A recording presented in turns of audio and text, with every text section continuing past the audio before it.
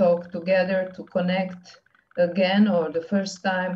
It's our third connections, online conversation with the international and Serbian artists about the art and other artistic or humanitarian activities in relation with the human rights, social-political questions, and we are generally invited artists that are concerned with the state of the things in the world. And tonight, since we have some limited time, I will present our guests. Two of them are already here, and the third is arriving. And here we have, first of all, Eric N. from United States. Eric, hello. And he's a playwright and director. Currently is a visiting professor in University of New Mexico of the Fine Arts. He is a former dean of theater at the California Institute the Dean of Theater in California Institute of Arts. And besides many theater plays, what I can say just what is connected with our topic tonight, Eric is interested in the topics of reconciliation. He wrote various plays dealing with the genocide in Africa, Rwanda, and as well as the history of genocide in United States, Africa, Americas, Central and East America. So, and one important thing, just for tonight, especially interesting, he's a founder of the annual conference Arts in One World, which brings together performing artists, scholars, and human rights activists to investigate theater on the subjects of genocide and reconciliation.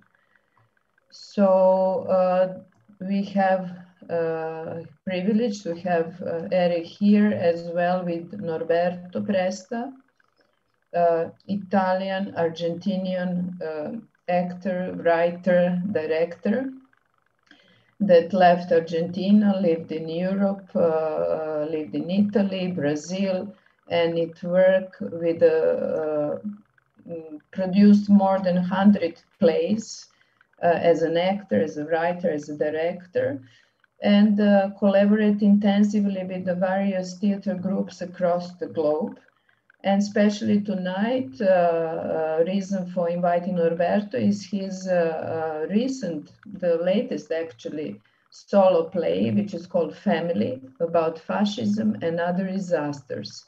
And we are going to focus quite a lot on that play and Norberto's point of view in the theater and in relation with the politics. And great pleasure to have here Igor Stix, just arrived. Hello, welcome. He's a writer and political scientist and a lecturer at the Faculty of Media and Communications in Belgrade and research associate at the Faculty of Philosophy in Ljubljana. Besides being a writer and having various novels in Serbian and translated worldwide, he as well is the writer of the study Nations and Citizens in Yugoslavia and the Post-Yugoslav States. As a political scientist, he's always provocative and raised some burning questions. And as well, the polemical essay, Right to Rebellion, and as well a collection of the essays, studies, Welcome to the Desert of Post-Socialism. So we can see that the topics he is interested in and it will be valuable for us tonight.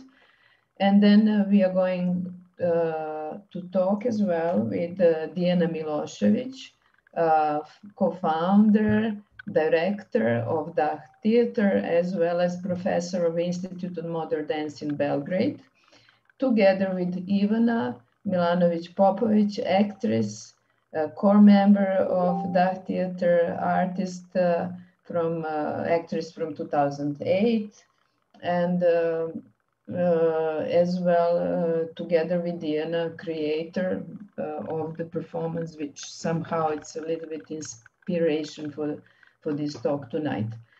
Natasha Novakovic is together with us. She is a producer of that theater, but tonight she is going to help in translating Norberto from Italian and to English, and from English to Italian for Norberto.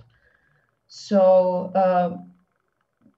having in mind the time we have, I would ask you, tonight's topic is, as it was written, revolution and its riddles.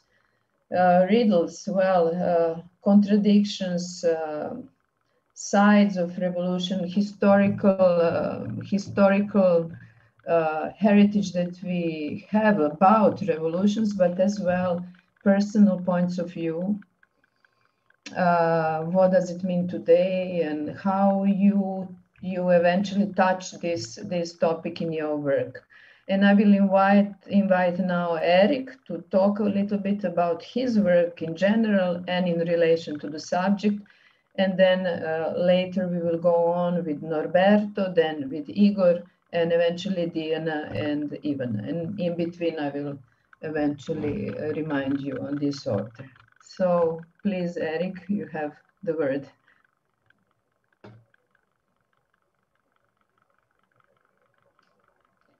Microphone. All the time. It's an honor and a little bit frightening to be in this company. There's great talent and experience in this circuit, but I've been asked to contribute and I obey. I've written some things down, so forgive the stiffness, but my mind wanders. So if I don't read it, who knows what may happen. Here goes, not too long.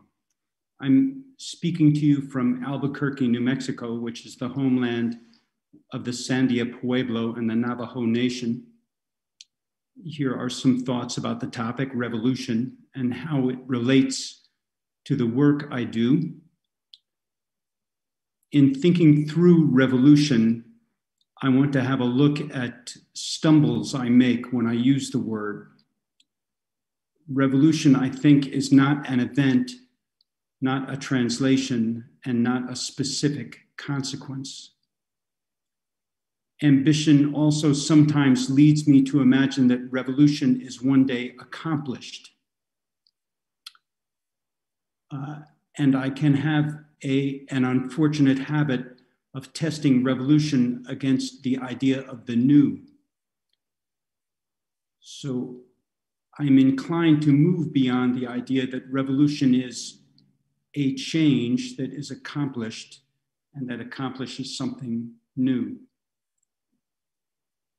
My witness to and awe of deeper revolutions leads me to suspect that revolution is instead an approach or a form of research and a path of permissions.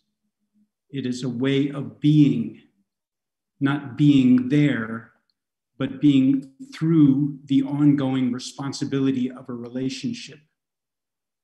The way of revolution is apocalyptic, meaning it is a revelation of true nature. The way as a way is always wayfaring. It is before and after anything. So revolution can never be new because it always was. It's a revelation of prime being. Or to put it another way, considering the holidays, diet is partly a weight. You need to hit this number. But more, diet is an approach to appetite. And more than this, a diet or a change in diet is a change that locates one rightly at the heart of the heart's desire.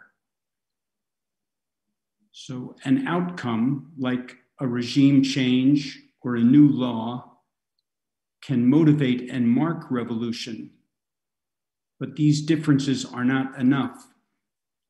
So here, the end of slavery wasn't enough. The Voting Rights Act isn't enough. The revolution is in Black Lives Matters, in really moving ahead like this, moving ahead with a new sense of what matters. This intentional journey, this tipping forward to a specific goal whose meaning is poetically expansive and whose attainment is mooted by the quality of the going. This sort of trip is a pilgrimage.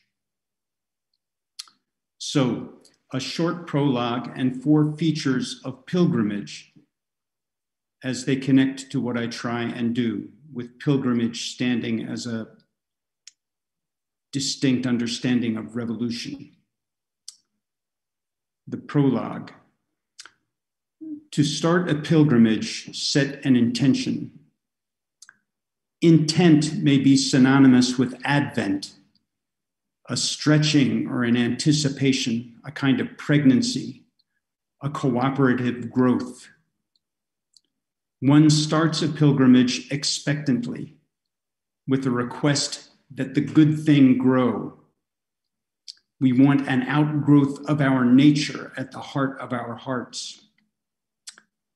It's the feast of John of the Cross today, and John of the Cross says, where there is no love, put love, and there you will find love. Thanks to Kevin O'Brien for this. Kevin is a mentor in the School of Love, and I owe him a great deal. For artists, this good thing that we want to grow through pilgrimage may be our sense of trust. We set out looking to lean into mutuality, knowing that we're incomplete in ourselves and believing that there is safety among us when any of us falls, while taking on responsibility for the care of each other. We pay attention to who we are traveling together. To this end, and here are the notes on work, a lot of my life goes to convenings of different kinds. We mentioned Arts in the One World, which was a series of conferences that took place over a 10-year period. They evolved at one point into very conference-like conferences with name tags and agenda and so on. But I think they functioned best when they functioned as literal potluck dinners. The last few Arts in the One World became a series of meals. So rather than a session on X topic, it would be breakfast and lunch and dinner, and we would make them in different ways and have them in different sites. Other convenings are the RAT Conference, a kind of league of unaffiliated theaters. The Abrazos, Diana knows about this. It's a small conversational community that is here and then gone. And then taking a Yoruba term from Omi Jones' fine book, Theatrical Jazz, I've been working with an Egbe, a community, an artistic community over the past year. Each of these are get-togethers that take place in various ways and at various rhythms. Hospitality as theater, and Da and Odin are inspirations here. So convenings as a form of work. Trust on the pilgrimage trail gives rise to patience. Patience flows from trust, allowing for work over time in this trusting atmosphere. Work whose things fall apart and die from time to time, while the way anticipates the death of time. Patience probes brokenness and allows for a way of living among ruins. Aesthetically, this has led to a reliance on writing in series, writing scripts that are each broken and are set in the context of multiple works, fighting closure or fixed meaning. So Solography is 17 scripts written over 21 years about the history of the US from the point of view of its genocides. The Saint Plays is ongoing and has been rolling for 30 years with the idea of generating 366 short plays on the lives of the saints in order to iterate ideas of love. Blue Raccoon is 60 full-length scripts written on the subject of violence. Trust gives rise to patience. Patience gives rise to compassion. A grounding in trust leads to a desire to gather together the fractures and knit the wounds. So a model for this phase of pilgrimage might be kintsugi, the Japanese art of repairing broken vessels with gold to honor the disaster and to celebrate fragility. This in my own work has led to memorial projects, so pieces for mass ensembles on the shootings at Virginia Tech, a piece on the Station Club fire in Rhode Island, the annual homeless memorial with the Tenderloin Opera Company. And this is an ensemble I ran for 10 or so years in San Francisco and Providence. We built work by, for, and about unhoused people and their advocates. And lastly, this compassion gives rise to hope. The restoration of a vessel is the manufacture of an emptiness made viable by faithful waiting with fellow feeling for what none of us alone can know. To hope is to ask for nothing, to actively ask, to be unencumbered and free. We hope for freedom so that we can hope in freedom. Silence in certain settings, carefully framed, can be an image of freedom. Certainly not imposed silence, but elected contemplative silence.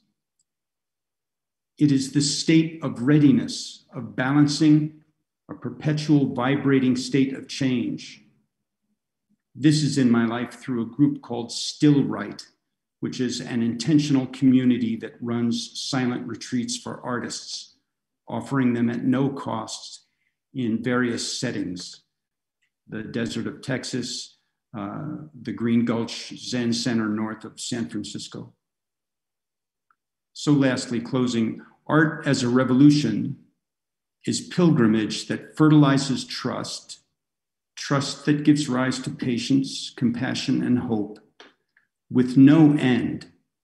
Changing, revolution is a promotion of a constant state of change. It's not a change to, it is change itself. A successful pilgrimage ends with a pilgrim, a commitment to moving in an inviolable way.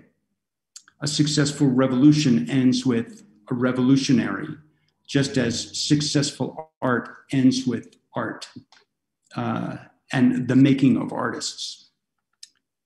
This availability at home in hopes of perpetual rupture has the relief of gratitude and the call of generosity.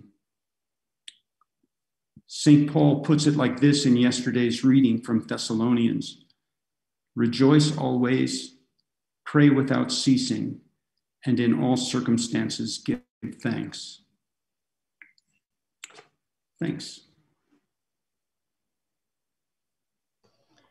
Thank you, Eric.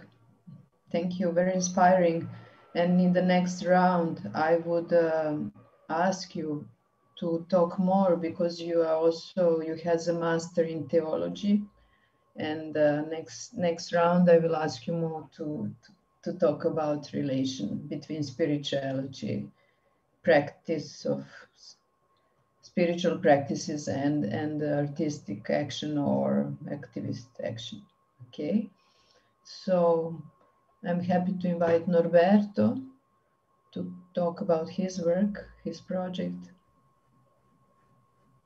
Norberto, unmute, ok. Adesso io dovrò parlare in italiano, spero che Natasha possa aiutarmi per tradurre. I have to speak in Italian, so I hope that Natasha will be able to help me with translation. Grazie Natasha, grazie a voi. tutti. Thank you, Natasha. Thank you, everyone. Ringrazio molto questa possibilità di pensare assieme. Thank you so much for this opportunity that we think together. Da 9 mesi che non riesco a fare teatro e mi sta mancando pensare assieme. It has been 9 months that I cannot do theater work, and I miss it so much. Perché per me fare teatro è un modo di pensare assieme. Because for me to do theater is the way to think together.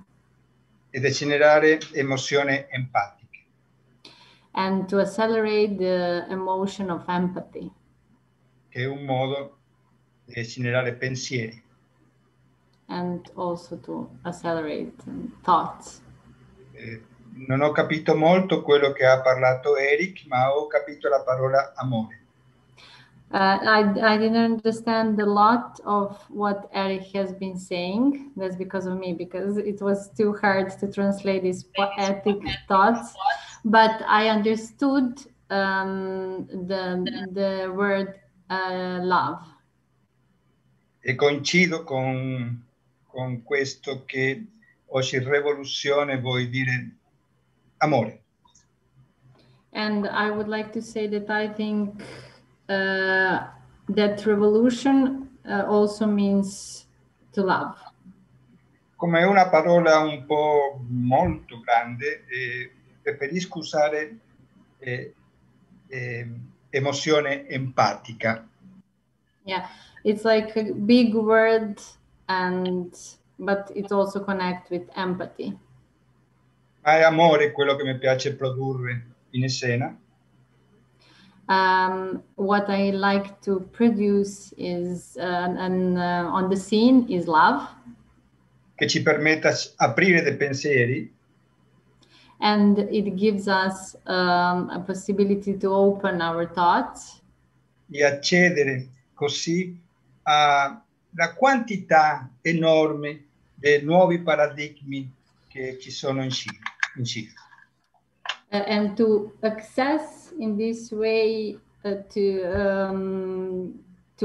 enormous number of different paradigmas. Io arrivo dagli anni 70 pensando che la rivoluzione non aveva molto a che vedere con l'amore, era più una lotta e anche una lotta violenta.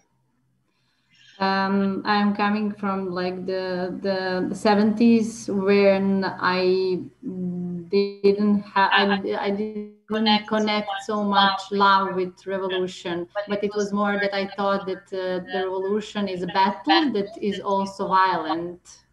Avevamo un pensiero molto più solido, come diría Bauman. And we had thought that was more like dimmi un'altra cosa, il pensiero?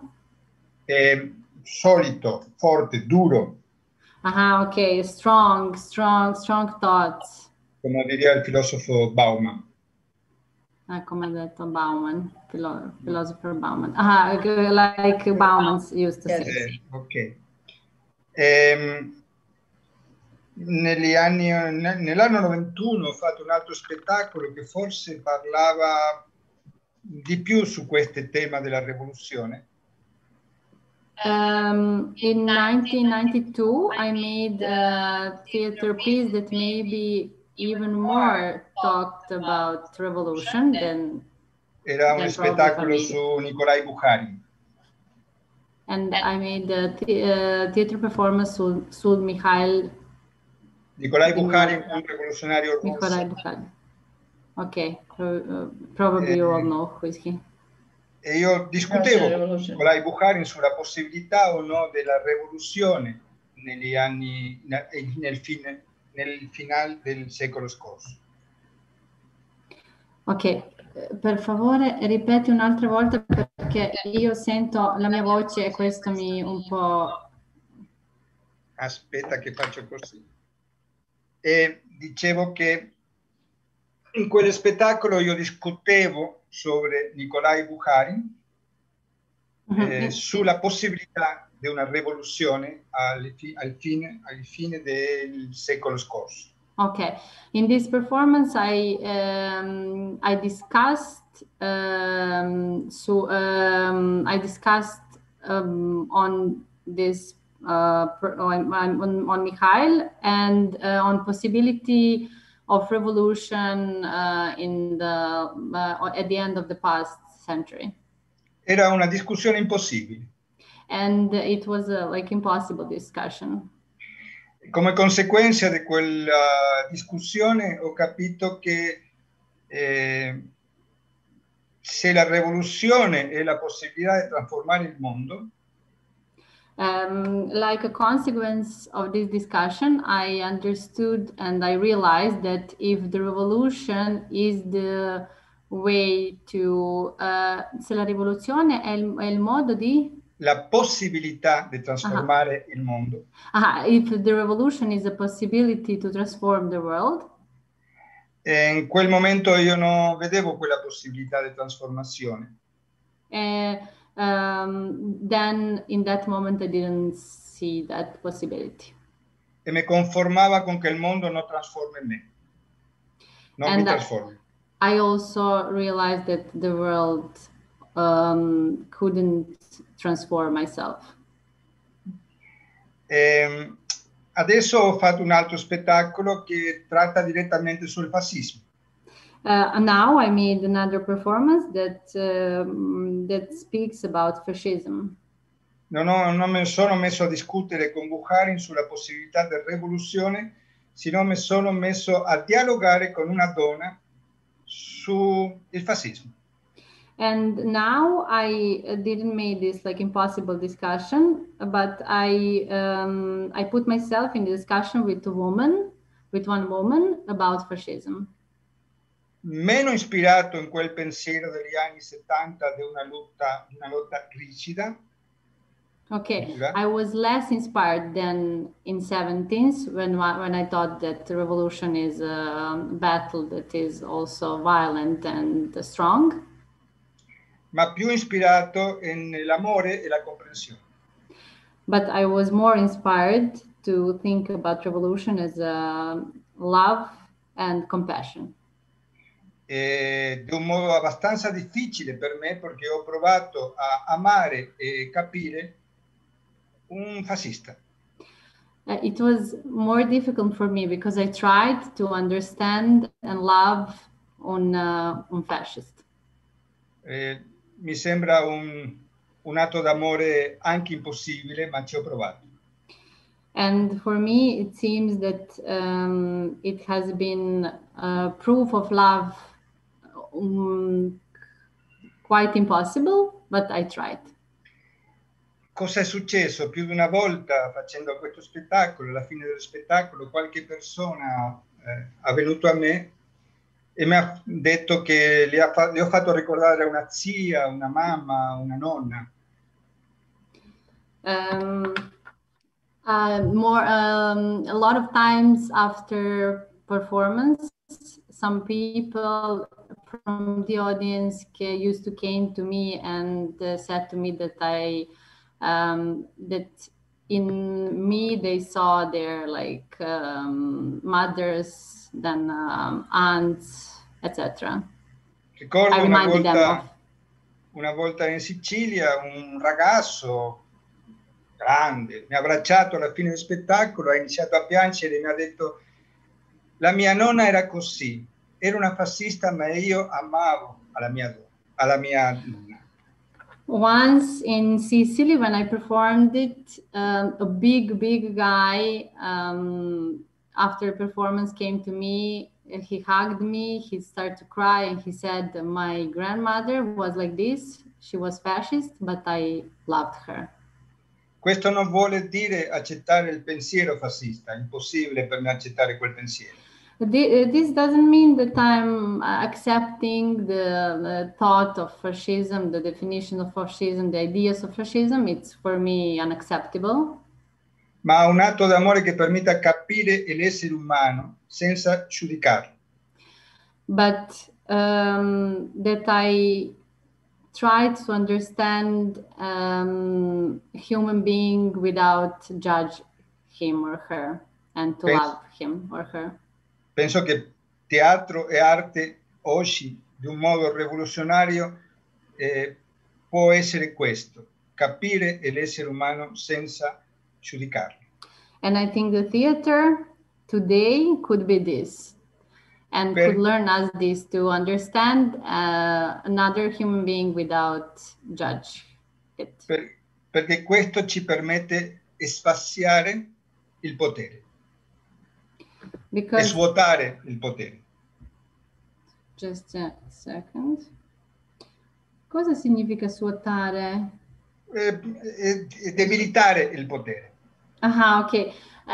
Because this allows us to demilitarize power. Quando dico che non vorrei che il mondo mi cambi. When I said that I wouldn't like that world changes me. Non vuole dire che vorrei una attitudine senza azione. Una no azione. Un'azione, ok, aspetta. Non vorrei rimanere passivo. Okay, that doesn't mean that I want to stay and remain passive. Ma creare una realtà parallela. Penso che oggi la possibilità di rivoluzione è creare altre alternative di vita. But to create another parallel reality, so I think today the possibility of revolution is to create another parallel realities for us. Modi solidari di scambio, modi solidari di economia, modi più solidari. The solidary ways of exchanges, the solidary ways of creation, the solidary ways of economy. E mi sono trovato nell'anno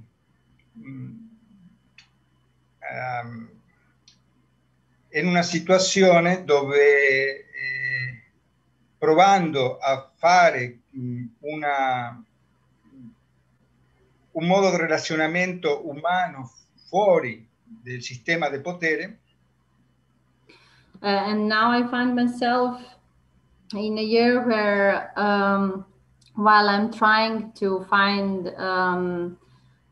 a correlation and relation with the human beings, mi sono trovato con un mondo che sta realizzando una rivoluzione fascista. Sta realizzando una rivoluzione. Sta realizzando una rivoluzione fascista. Sì. And I found myself in a world where the fascistic revolution it's going. I mean, how to translate that? The fascistic revolution is happening. Questo mi fa pensare che forse dovrò ripensare nuovamente a che cosa vuole dire una rivoluzione. Oggi mi sembra che dobbiamo ripensare a che tipo di azione. So this make me rethink, and I think it should make all of us rethink about what does it mean revolution. Dunque per me oggi è impossibile parlare di rivoluzione. Non so. Mi sembra che è necessario riformulare, perché la rivoluzione la sta facendo il nemico. And for me, it's impossible today to talk about revolution. I think we should rethink this word or action. And for me, revolution is enemy today. Grazie. Thank you. Thank you, Norberto. Yes, I think we have now, I will not go on thinking together still, but we we are having a lot of questions that we can together touch. And I believe that Igor, it's a fantastic continuation on this subject that Norberto already posed. And as a scientist or researcher, I believe, and I invite you to talk more about this notion of revolution. What does it mean today? Yeah, that's a very, very difficult question. Of course, we can try to figure it out tonight, or at least get to some answer. What do we mean by revolution? Probably we're gonna see that we have a different understanding of what that word means, what it meant historically, what it means for our lives, and how people use this word. And of course, revolution was obvious for people fighting in the 19th, 20th century for the emancipation of working class, for emancipation of society, for emancipation of men. It was clear that what has to be changed is the way the society works. So the idea to change the curse of history, which is a history of a class struggle, and the problem was, of course, that you cannot agree on the mechanisms to use to get to the goal of equality and universal brotherhood, and therefore, and that also when you had the chance to change the world, those were not the circumstances you actually choose, but actually were there, circumstances that were there and that open up certain possibilities of revolutionary actions. And this is why so many disappointments, because revolution is something, it's a container in which we project our deepest desires and fantasies of a utopian world. And when these fantasies hit reality, of course, disappointment is absolutely unavoidable. And therefore, we got a lot of fascinations with certain type of social movements and revolutions that happen, but usually at the beginning. And then after that, when you actually have to implement the ideals of your revolution under certain circumstances, be there of the French Revolution, of the Cuban Revolution, then things, of course, are becoming quite difficult. Also, revolution meant this sort of social change, the step into the unknown, which would necessarily cause social frictions, disintegration of previously existing society, political struggles, political vacuum, formation of various type of power kind of competition, and so on. So this is what we know from history. And yet, at the same time, we live in the age where revolution is kicked out from vocabulary, unless it's like there is just on the street a shop called Revolution, and it has a red star and a hammer and a sickle, and it sells shoes. So that, if we use revolution, we're going to find that word everywhere. But it's kicked out of our political imaginary. We do not believe or are not convinced that actually we could change the world right now. And that of course is problematic on so many levels. Basically, what I was always saying, it's not that the post-socialism happened only to us that lived under so-called socialist regimes. Post-socialism is the condition of the world, or other people going to prefer to call it neoliberalism. But post-socialism means that the socialist alternative from 19th century today to build an equal society has been heavily defeated, and it's only now in the 21st century it's trying to find the new ways to articulate itself. With the historical burden of successful and failed revolution. On the other hand, all of us, even people who do not agree with us, are the children of the French Revolution and of the October Revolution. This is where we got the ideas about our subjectivities as citizens, as subject of history, as women, rights that we got through 2 centuries of struggles to get certain rights. Where we got 8-hour working day, and we got very lately on, for instance, the right to vote for women. And we needed to have this revolution, otherwise these rights would have never been here. These modern societies would have never been, with all contradictions that, that modernization brought.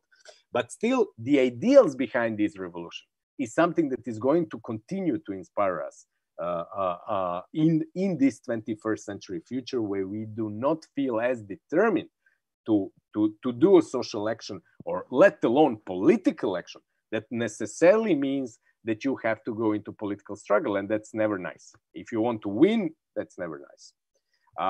Precisely because the enemy, of course, is not going to let you win. And this is the political situation, which this is the drama of our age right now, when we can reflect on revolution. I just happened to publish a novel about it, but we could not find a way to act unless we act in a sort of smaller scale struggles, which is of course important. So the problem is that sometimes people we built a huge fantasy about revolution, so that we cannot appreciate a small steps or small victories that are extraordinarily important, that we don't see them to be at the level of the huge and enormous revolution we all dream of. On the other hand, as I said, we had overinflation of this word, so that very often we hear about colorful revolution, about this revolution, about that revolution, when it's all about basically a regime change, or a one party goes, the other comes, and so on, that nothing revolutionary is happening. So I think we need to redefine the word and how we use it, and what we expect from it. Just to finish is, and also to allow us more time to discuss, as I said, in my own literary work, not only theoretical work, but my own literary work, I just published a novel that basically focuses on 3 generations of sort of revolutionaries. On one in the 20th century that was built under the shadow of the October Revolution, that had the opportunity to do their revolution, that did their revolution, and of course got disappointed by that revolution or by certain aspects of it.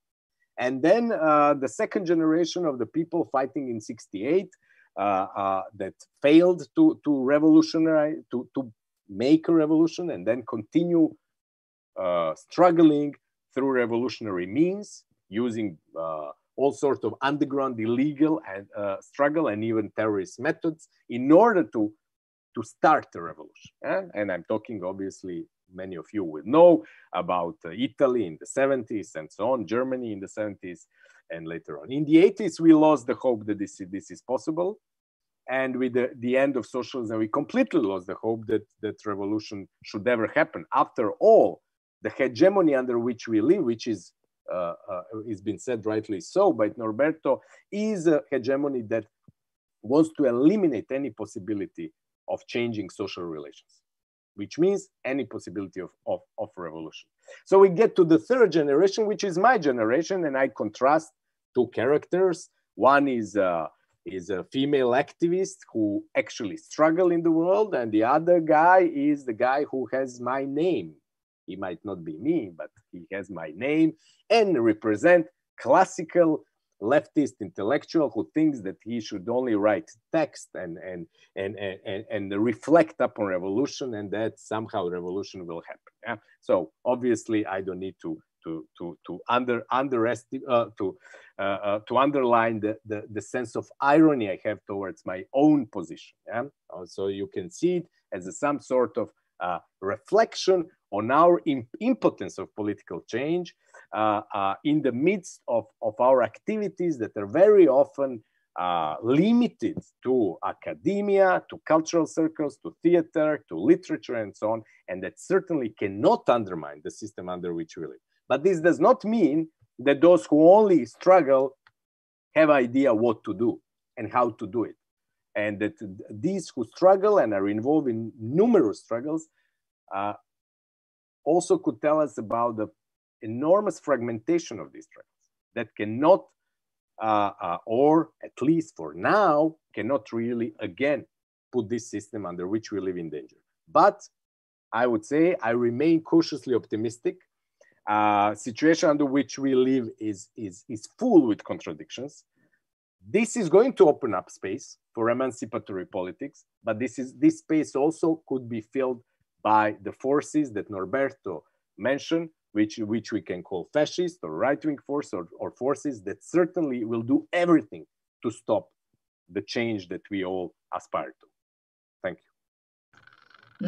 Thank you, Igor.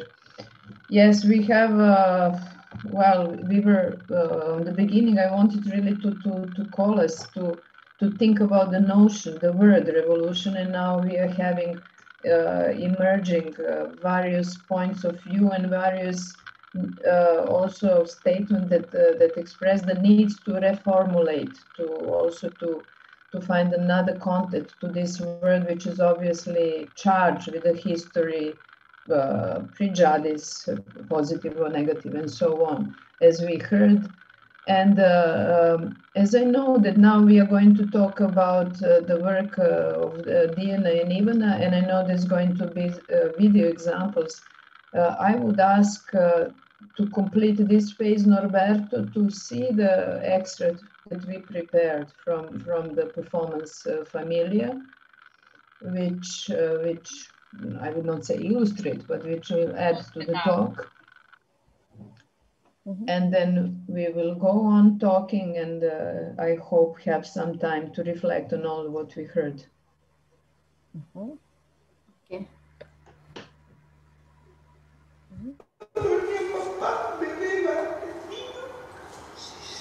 Si ispirava, un po' non vi posso. Cosa mio papà diceva? C'è la linea però. Che grazie all'Italia, no. Che grazie al fascismo. Ecco, l'Italia è diventata una grande nazione, che Mussolini è stato un grande, e la filosofia fascista, la ideologia fascista è la più pura che possa esistere. Non capite niente del fascismo, non conoscete il suo significato, non accettate altra cosa al di fuori delle vostre stupide idee. Aprite la testa. Al posto di continuare a parlare per fare entrare aria alla bocca, usate il cervello. Il problema è che da noi la guerra l'hanno vinto questi di sera, zecche comunisti. Lui associava zecche e garrapatas al comunista. Zecche comunisti, è perfetto. Cioè, queste zecche comunisti con idee allucinanti, utopia pura, incredibile che questa sia secche comuniste rosse.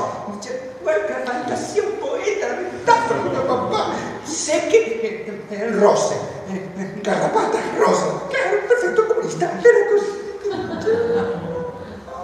Incredibile che queste comunisti secche rosse ancora oggi possano parlare delle sue stupide idee senza essere disturbati ora e notte.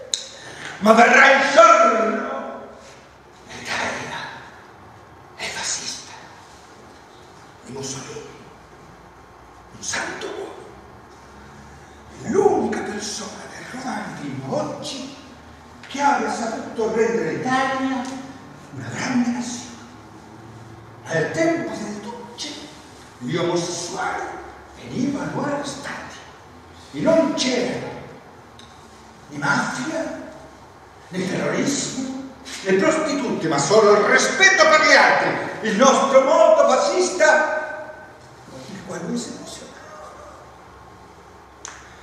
Dio, patria, famiglia, incancellabile, che rimarrà per sempre, oh Dio!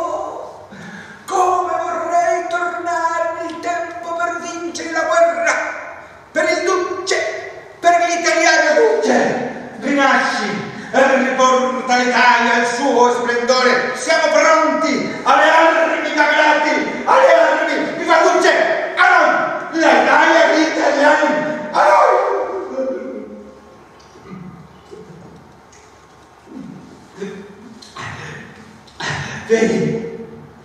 Vedi Chiaretta, mi ricordo di ogni parola, papà. animali, le cose di papà, tu animali, le canzoni di papà.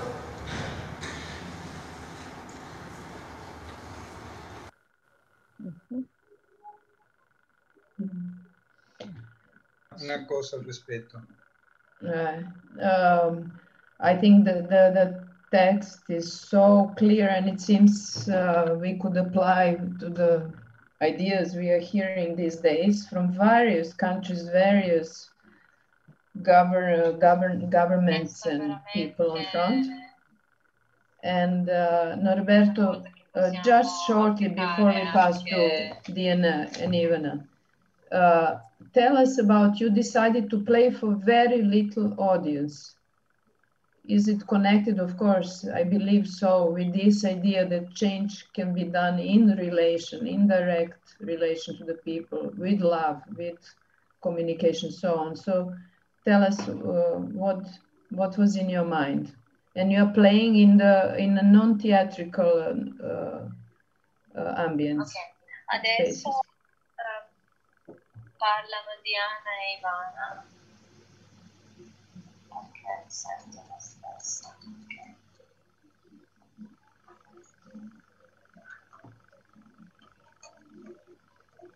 Ok, sono mutata. Ah, Norberto, you have to mute yourself. Muti.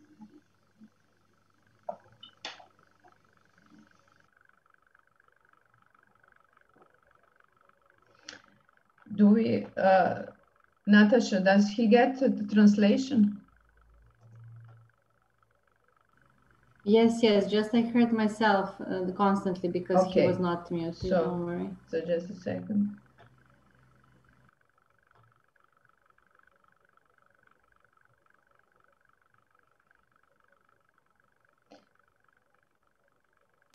Sorry, I believe it's not clear. It was make a question for Norberto. Is that clear for you, Norberto? Did you make a question for Jadranka? For Norberto about to act for so few people? Hello, Andrea. Hello, everybody. I'm Andrea. Yes, it's Andrea is choreographer, dancer, partner of Norberto. They did many performances together. So please, Norberto, we are waiting for you to say something. Okay, I don't understand. No, I didn't understand. What was the question? Sorry. The question is, he's playing for very little audience. Okay, it's here. In the non-traditional theater spaces, and why is this? What is the choice? Okay. What is the reason? Scusa, sorry. Okay, just a second then. Natasha, è chiuso il tuo microfono, non si può sentire. Ah, ok, scusi, perché tu stai...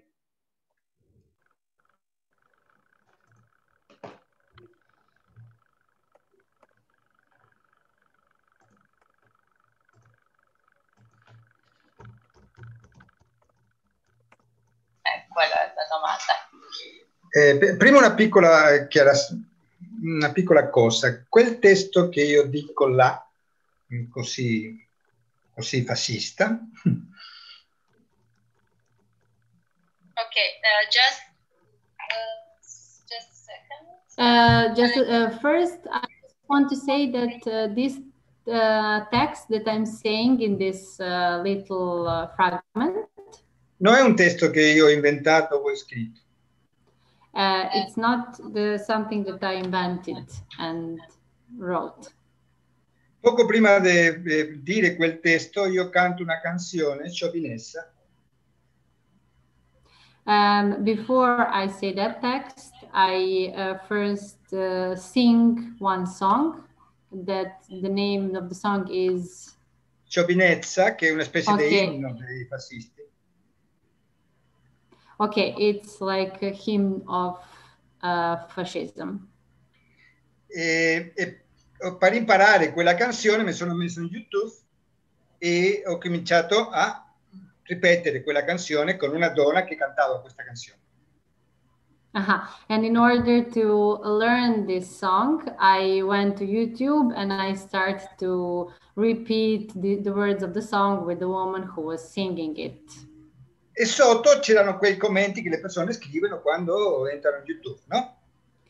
And then below I read the comments of the random people that were commenting while listening to this song, like. Il tragicomico della situazione. And the tragicomic moment of the situation. Che quei testi che io dico durante lo spettacolo, così fascisti. Okay, that these texts that I'm saying during the performance in this fragment that are like so fascist. Sono testi che hanno scritto le persone oggi. Are the texts that are written by the random persons today.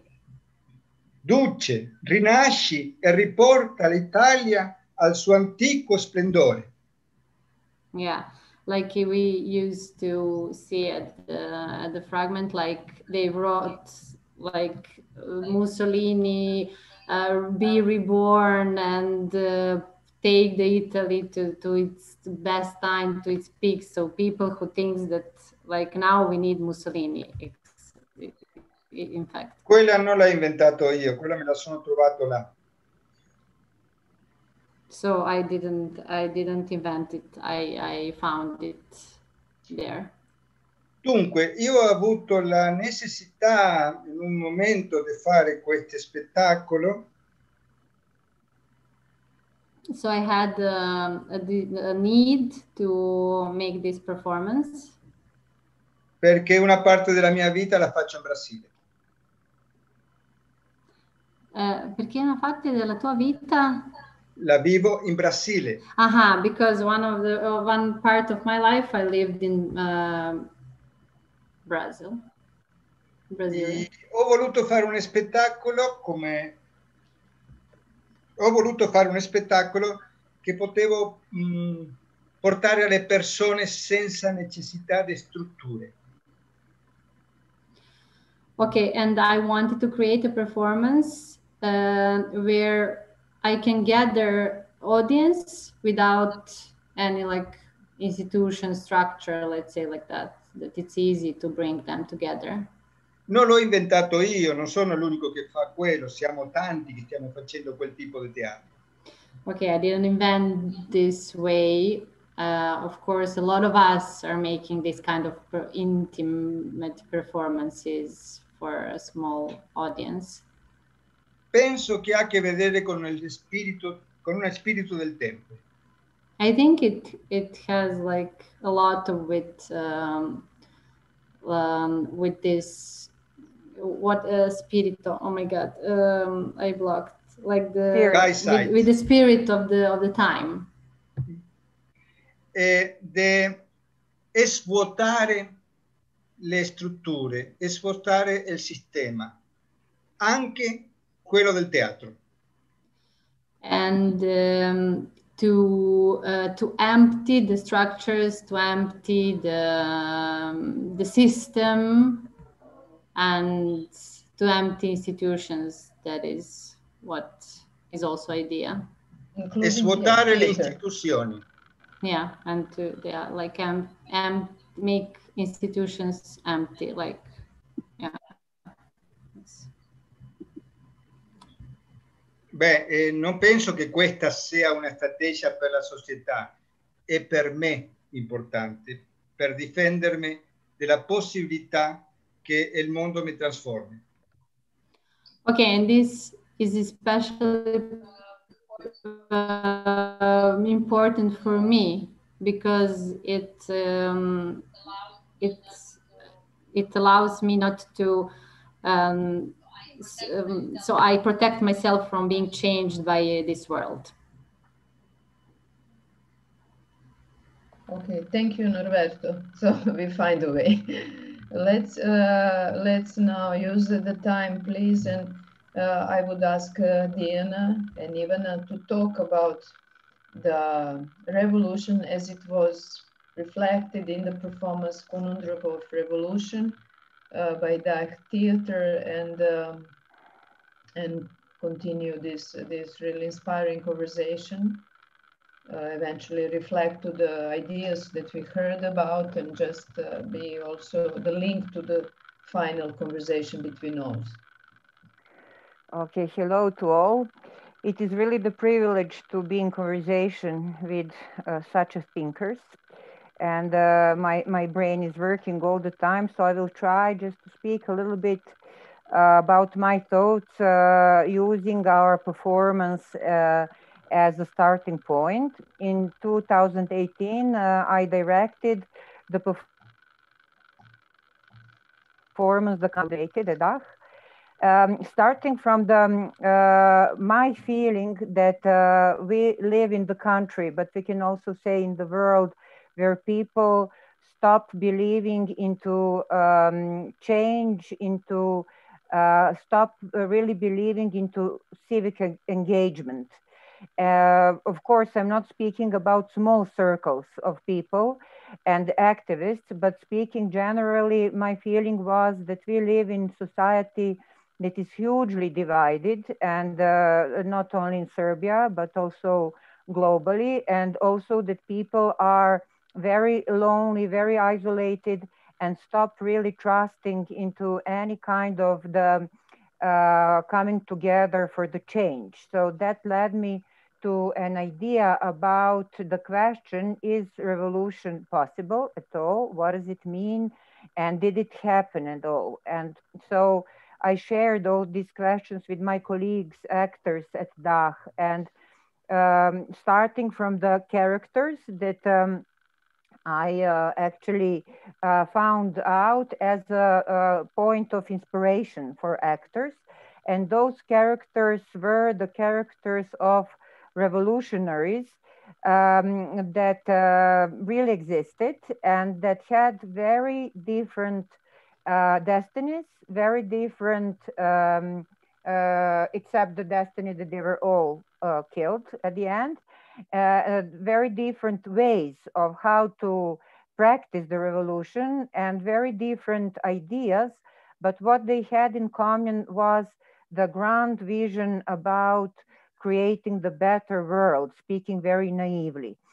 And I think that to be naive is necessary today. And very often we at DACH speak about point of naivety or utopia as the conscious choice that we choose. And I found out working with those characters that those characters had incredible, bright, beautiful visions about the future of the world.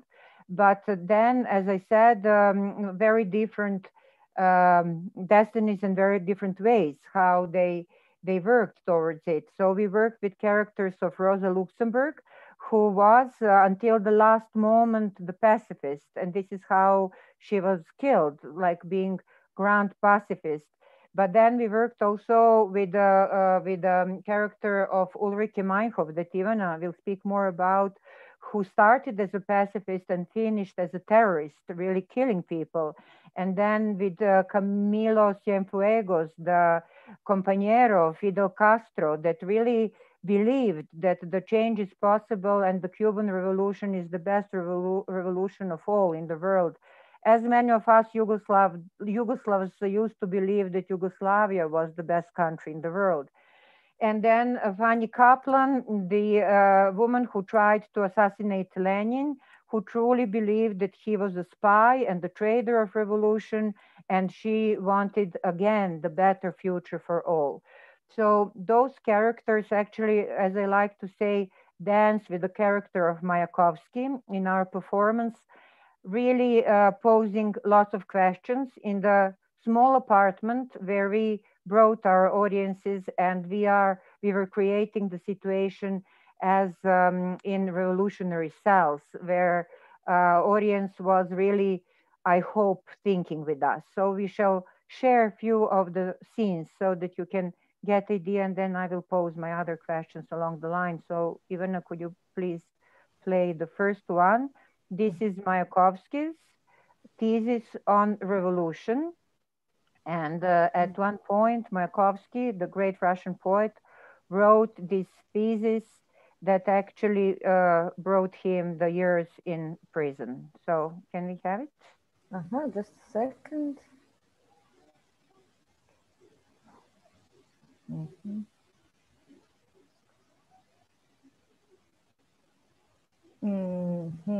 It doesn't show. It doesn't show. Okay, I'll keep talking, and maybe you Yes. just when you find. I don't know why it's not. Okay, here it is. So every time. Revolucija počinje kada ljudi više ne prihvataju nezadovoljstvo kao normalno stanje. Ne vidimo, Ivana. A vi čujete? You didn't share with us. Građani. I don't know what's wrong. Yeah, just I did share it. Yeah, first you have to open it, stop it, and then share screen it. Okay. So open I it. did all of it, but something is wrong. Yes, it's open. It's open. Okay, technology. I don't know how to. Okay, let's try another way. So this was for me. Hopefully you see the clip, but for me it was like really to remind ourselves what is the situation and what are the basic questions that we need to ask ourselves about revolution today. And here it is. Do you see it? Yes. Revolucija počinje kada ljudi više ne prihvataju nezadovoljstvo kao normalno stanje. A vi čutite, građani. Revolucija počinje kada moralni zakon ne postoji. A pisane zakone se primjenjuju samo na sirotinji. A vi ste sirotinja, građani. Revolucija počinje kada policija, vojska i službe bezbednosti više nisu čuvari slobode, već okupatori sopstvenog naroda. A vi ste okupirani, građani. Revolucija počinje kad narod služi vlastima, a ne vlast narodu. A vi služite, građani. Revolucija počinje kada se bez gladnih ne može kupiti novcem sitih, a vi ste gladni, građani. Revolucija počinje kad umetnici prestanu da budu kukavice i progovore na sav glas. A vi čutite, građani. Revolucija počinje kada su zabranjene slobodna misao i slobodna reč. A vi ste zabranjeni, građani.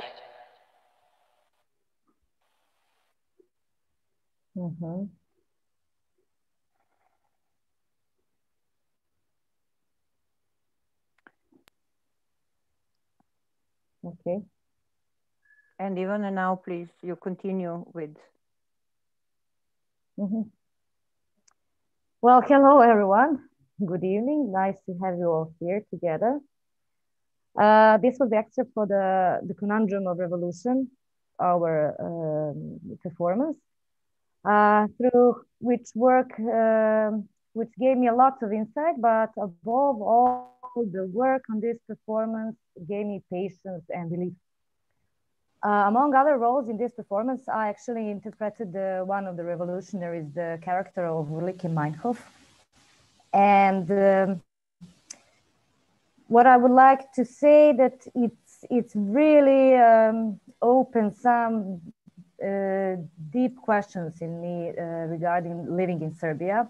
Because living in Serbia, it's a country in transition for over 30 years. This is the society that grows very, very, very slowly. Most of the times it feels like we are in the Groundhog Day movie, I would say, for decades. So while I was researching about the character of Ulrike Meinhof, she was famous for her transformation from pacifist to terrorist. She was a brilliant journalist. She just couldn't cope with injustice of the legacy of her own country. So, of course, it's not that simple and it's way more complex, but I really understood what she was feeling. And the feeling of despair, the worthlessness, the powerless, and this urge to scream to injustice, to be more useful in society and to make things go faster, to change, to make a change. I absolutely could understand how and why she crossed the line. Of course, I don't justify it, but I understood it. So when I was thinking and learning about her and her actions, I really realized that we share some of the thoughts that our art is not enough. That was the thought for me for many years. Sometimes I felt like my work in theater is not enough to make a difference. And I think that she thought that her fight through writing wasn't enough. Of course, through time, one can see that her writings would inspire and empower more people, that she would contribute and that her writings would contribute more to the world, but rather than her struggle through as a terrorist, as she became one of the, because she became one, the same as the one who she fought against. So the work on this performance really, as I said, gave me relief that our work is actually, maybe it's slow and it takes time, but that is absolutely okay. And certainly it's worthy and inspiring for many people that are even in a harder situation. And this relief gave me more power, understanding this is the only way for me, that this is my way, this is the best way I know. So crossing the line or quitting is not an option. What I think that we must preserve in our ways of fighting through patience, belief, and hard work. That is what I wanted to say regarding this, my work on this role and in this performance. Yes. Are we going to see? Yes, next one. Mm-hmm. I prepare it all, but somehow it, okay, there it is. Just a second to share the screen and do all necessary.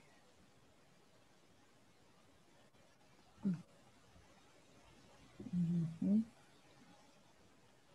Mm-hmm. I'm sorry, it takes some time.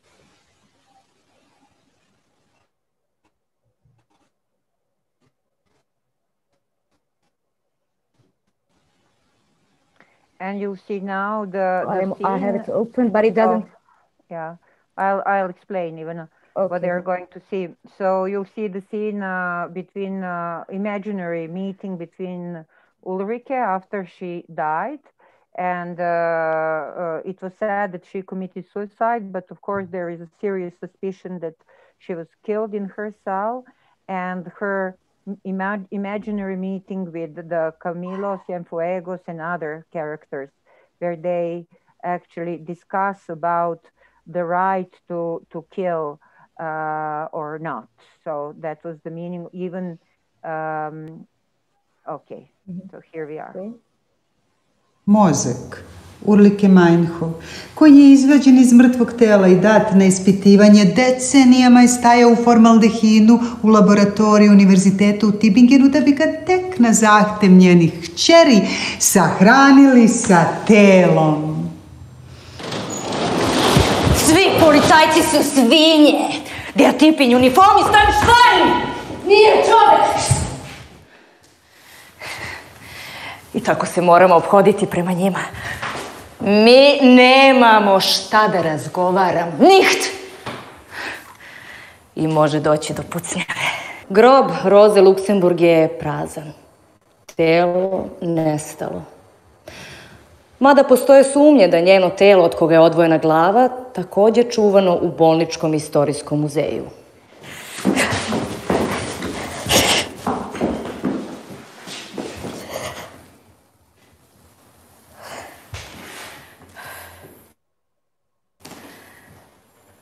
Našli su me mrtvu u mojoj ćeliji. Na dan majki i na godišnjicu završetka Drugog svjetskog rata.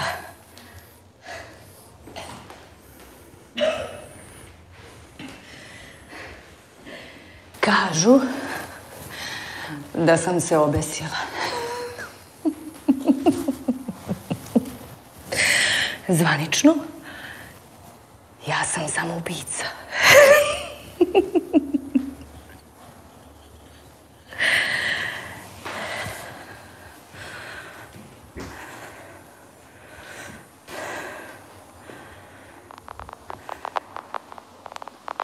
sam imala moralnu obavezu da se borim protiv nepravde. Moja borba je izraz moje ljubavi prema čovečanstvu. Vi ste odgovorni za ubijanje ljudi. Kakve to veze ima sa ljubavlju ili hrabrošću? Sve bi nas ubili. Vi dobro znate sa kakvim svinjama smo imali posla. Sa onima koji su stvorili Auschwitz. Nema diskusije. Svetu jeste potrebna revolucija, ali svaka prolivena suza, makar i obrisana, ostaće kao optužba. Na mom grobu, kao ni u mom životu, nema pompeznih fraza. Samo dva sloga, gligli, gligli. U mraku se smejem životu kao da znam nekakvu čudesnu tajnu koja otkriva laž svega što je zlo i tužno i pretvara ga u čistu radost i sreću. I stalno tražim razlog za tu veselost, ali ne nalazim ništa i moram da se smejem i stalno se smejem u sebi. Smejem se sebi, a verujem da tajna nije ništa drugo do sam život. Yes, this is one aspect of our show reflecting those questions that you saw in these clips.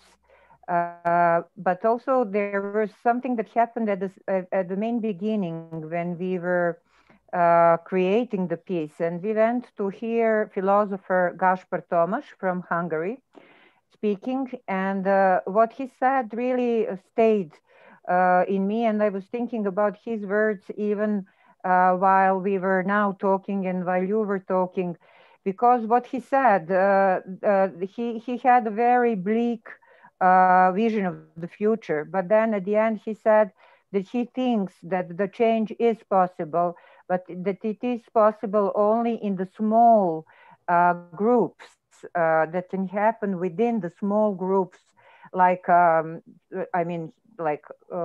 small groups simply that are committed to the truth.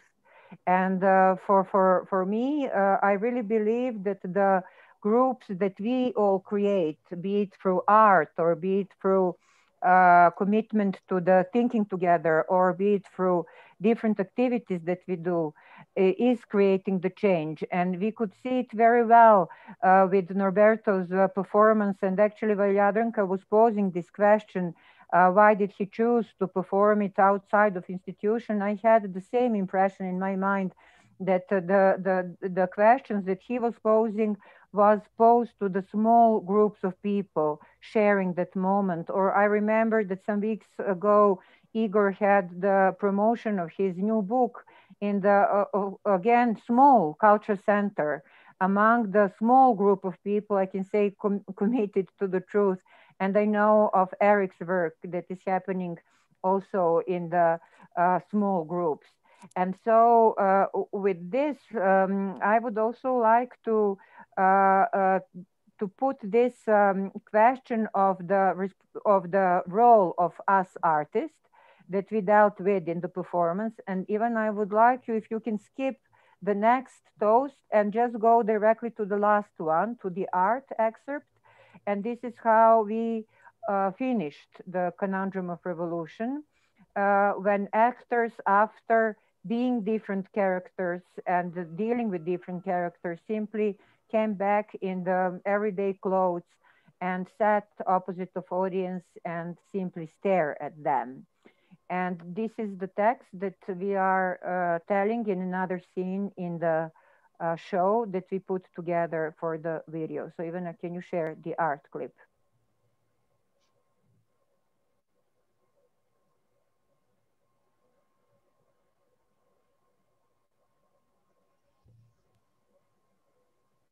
And could you just play it?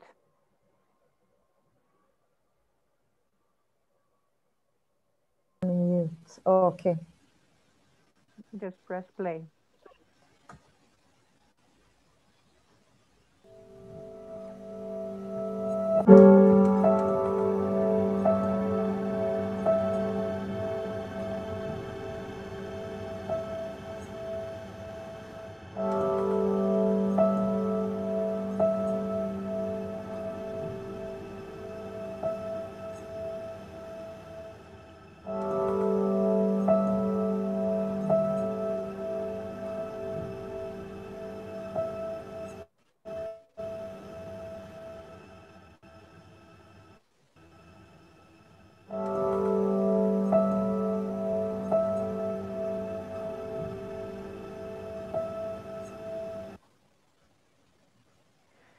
So for now, I would like to finish with this words. I don't know, Ivana, do you have to add anything? So then we can engage in conversation. No, I don't have anything to add. Maybe just that I strongly believe the next revolution would actually be the revolution in the change of consciousness. Absolutely, in the way of thinking and the way of behaving towards each other. That would be only my idea of the next revolution. Thank you, Ivana and Diana. The last words somehow bring to the Eric in the first thoughts that we heard tonight.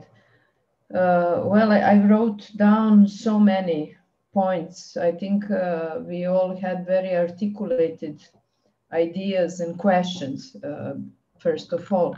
But due to time we have, I got an idea of how we could somehow end this session that hopefully was inspiring for others as well. And this I would ask every one of you to refer to something that someone, some other said tonight. Something that inspires you, something that you want to reflect more, or to add something, or just something that you said, well, this is good idea that maybe it's not so present in my own opinion. And then we can make a round again eventually, due to time we have. So in that case, I would ask Eric, if you can, what inspired you in the talk of the others? What provoked you and what stayed? Well, here is a short paragraph. I'll be as quick as I can.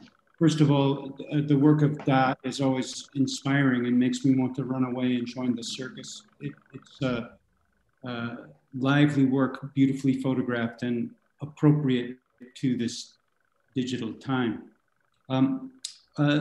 Something that Ivana said, that art is not enough, and I would say art is not enough, thank God, that art is saved by its impracticality and its kind of uselessness in a way. That's its subversion. That's how it roils things up. And that the world is diseased right now by an excess of unregulated practicality. We need some practicality. We need to put groceries on the shelves, but there's too much practicality.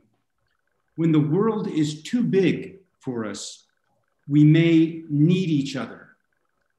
Oh my God, to navigate this giant world, I need someone. When the world is too small, when it's a tiny group, like a family, we may want to overcome ourselves, which becomes a mystical kind of experience. But in the marketplace now, and with heavily fascistic rhetoric, the United States is going through a terrible time with this sort of rhetoric. There is the mediocrity of the practical, where all of reality is organized by one's consumer choices.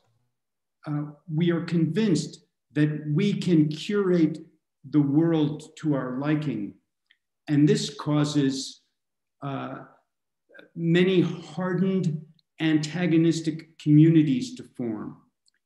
So the World Wide Web reached all the way around the world and then broke it down to mediocre components. Art can fight this mediocrity by promoting intentional communities that embrace paradox. They focus in on each other, but are gathered around the idea that diversity and problems and dialectic are our life's blood. So yeah, that's what's.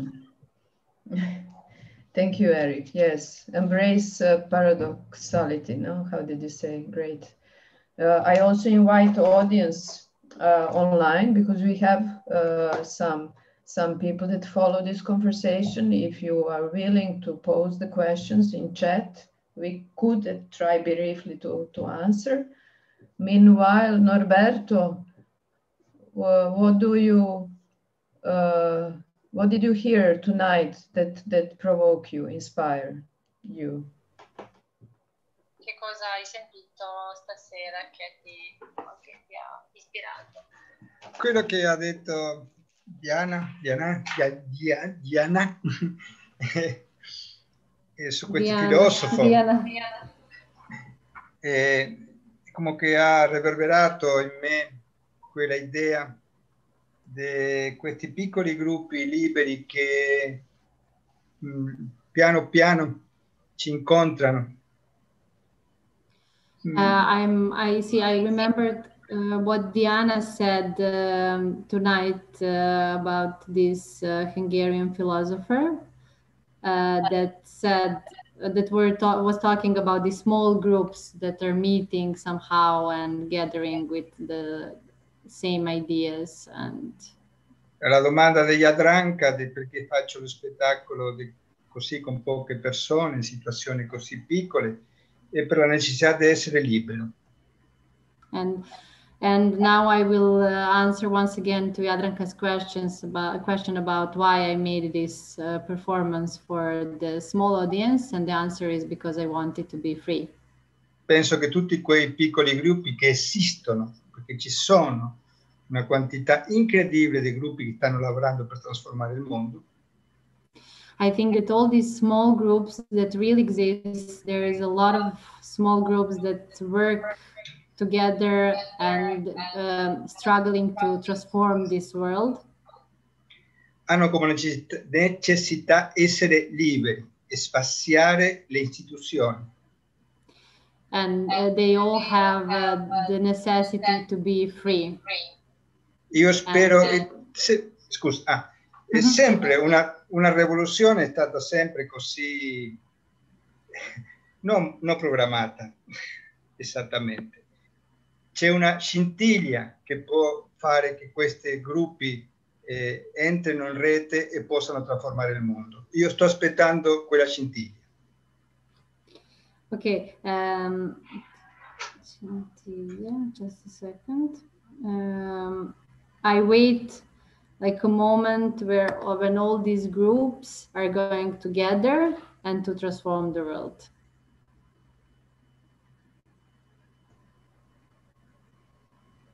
Okay, thank you, Norberto.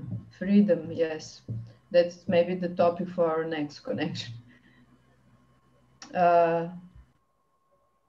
Igor?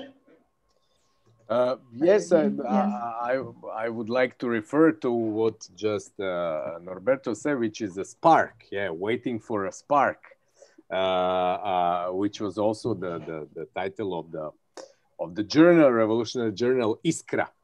Of course, waiting for the spark that will then become a fire and that will. Thank you, Igor. Thank you, Igor, so much. Yeah, it was spark. Thank you so much. Yes. Yeah. So, so the spark we are all waiting. Of course, and yes, it's true. No revolution was ever programmed in advance. French Revolution also happened by a chance. October Revolution happened by a chance, but there was a lot of thinking before that, and a lot of acting and spreading the ideas. And at a given time, there was a spark. And then, of course, what happened? Nobody could write a script. So nobody could write a script for a revolution in advance. We could think about possibilities, analyze previous experiences, trying to project into the future, but we can't really guess it. And that, of course, scares us, but also inspires us. Yeah.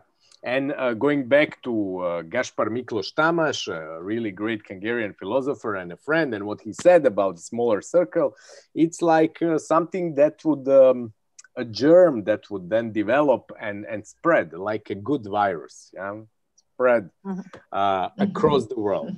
But also as a virus, it happens in people open up a space for it. So people must be ready for it, actually, to receive the virus of a change and then be ready to actually embark on this adventure. And that, of course, inspires us in our artistic work, in our personal lives, and I believe that our lives would be miserable without this utopian dimension, simply as a horizon towards which we strive, and hopefully towards which we go. Thank you. Yeah. Thank you. Diana?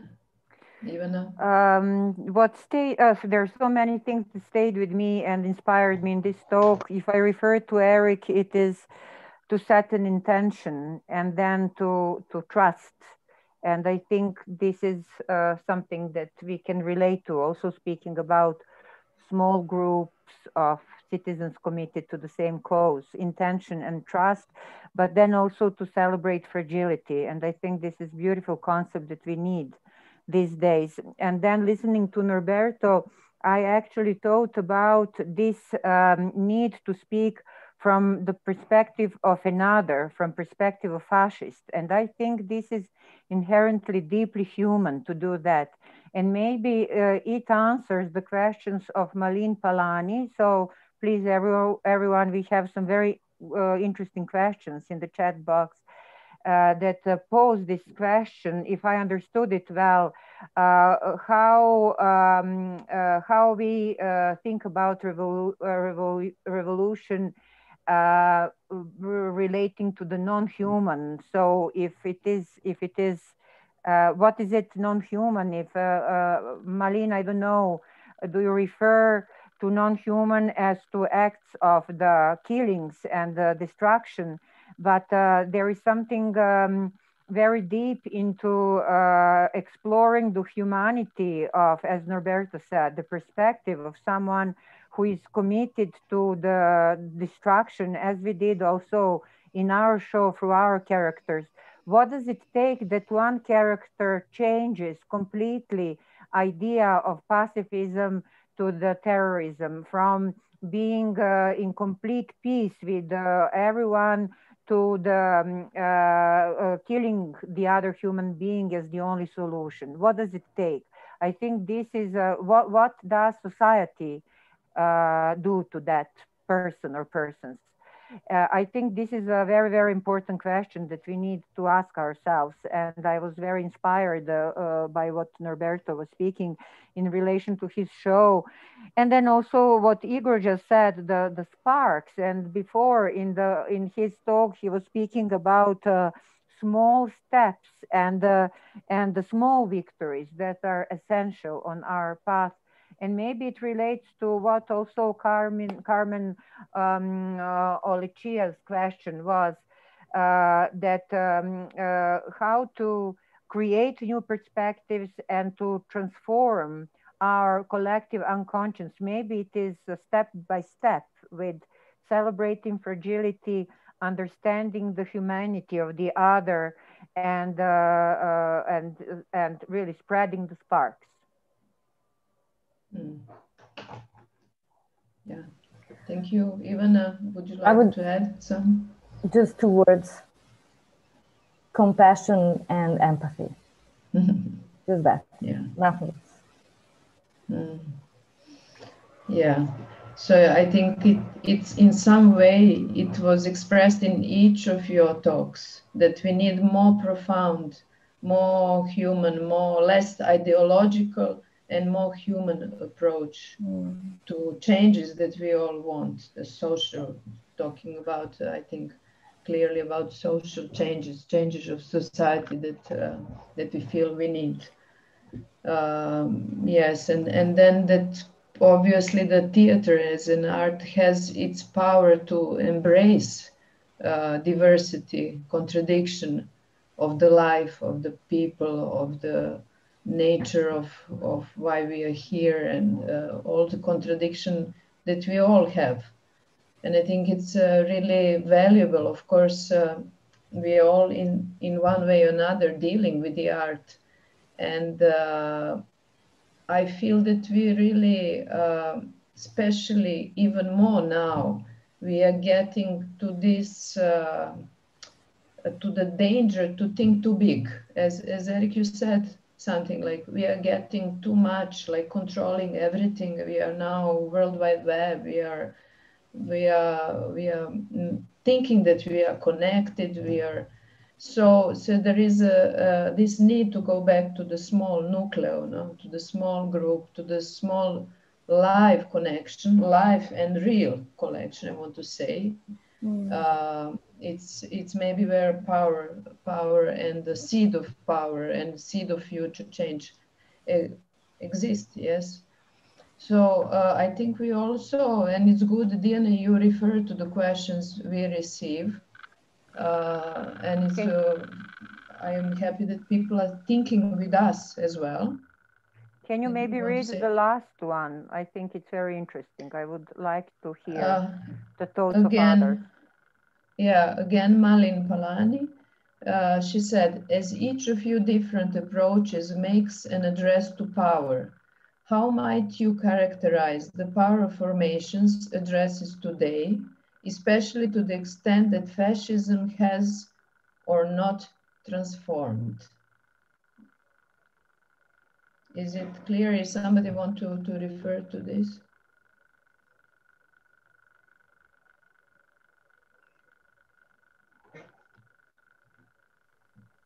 I think there has been one source of power is the annihilation of myth.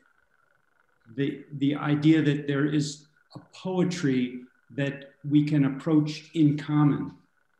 And myth has been replaced by information. And then information has become a source of power through the lie. So the world is reordered not according to anything transcendent or superhuman, but according to the merely human and the data-driven, and then the data is falsified. And that's what represses and separates people. So there's a lack of play, lack of poetry, a lack of myth, and a gagging on information. Yeah, I would say like really we're seeing like this creation of the big illusion through a lot of it through the technology. And yes, I agree totally with you. Lack of also creativity, lack of another way of thinking. No. Well, is there anything else that someone would say? I must say, we pass our promised time limit, and I think it's fantastic way to be together and to think something that also can bring some spark to someone else, and maybe can be seed for something, for some new connection, new ideas. And please feel free if you want to say something for the final and before we say goodbye to the people who follow us. Igor? Nothing. Ivana, you said your final words. Do you want something else? Yeah. No, I just wanted to thank all of you, especially our guests that were here with us, talking together and really with the inspiring words. It's really not easy to work in the field of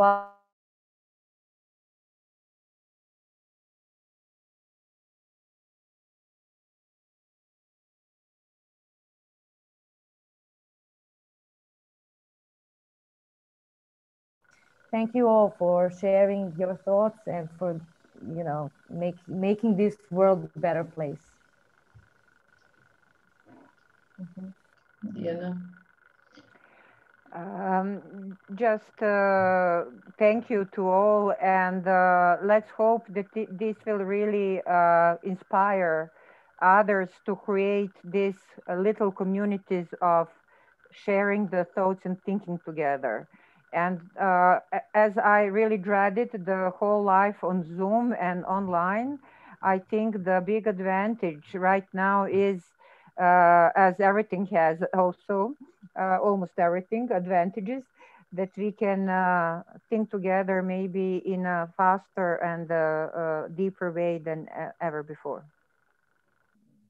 Thanks. Yes, let's hope to keep our connection and or reconnect with someone that we didn't see for some time, And even if this is the end of, officially the end of our ongoing project, Rebuilding Theatre for a New Future, whatever it means, we have intention to continue meeting like this.